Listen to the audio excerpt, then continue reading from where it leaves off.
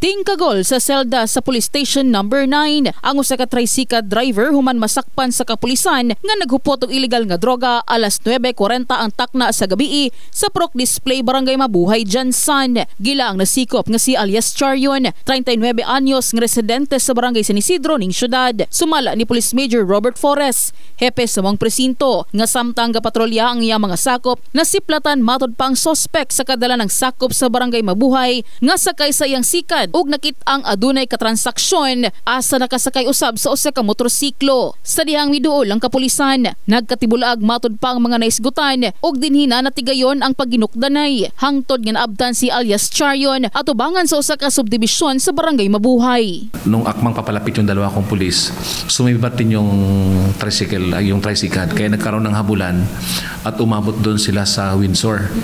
So nung inabutan ng tropa ay tinanong kung bakit siya nag-avoid ng gagawin sanang checkpoint.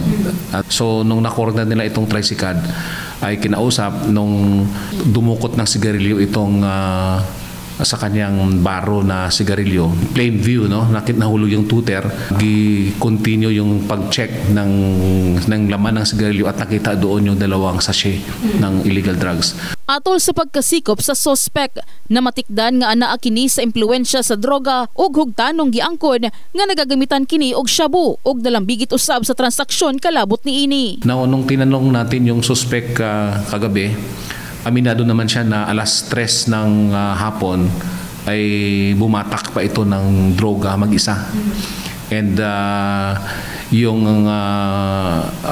tinanong natin kung how often siya maggamit ng drugs ay naibanggit niya sa akin na 3 times siya gumagamit ng illegal drugs sa isang linggo. At depende sa kapag may umorder.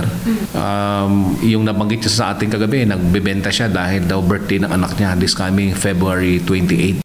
San Isidro, sir. So, hi pa karon, nasa hi ka pa?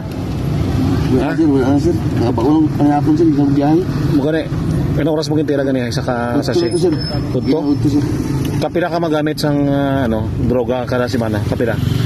Ano lang, sir. Depende. May magsugo, sir. Sa isa ka semana, katato ka beses? Oo, sir. May magsugo. Damo droga ras diyan, san?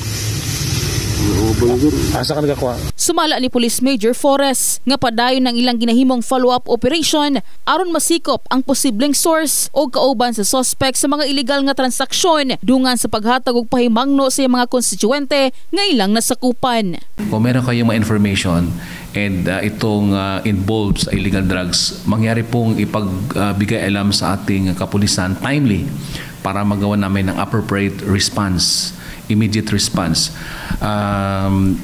It's already been proven na kapag may information na galing sa community na nai-report sa kapulisan immediately at magawa namin ng immediate response, ang success rate ng apprehensions ng criminals is napakataas.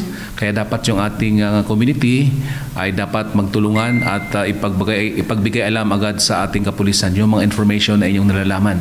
In the heart of changing lives, kini si MJ Fernandez sa Brigada News Jansan. Brigada News.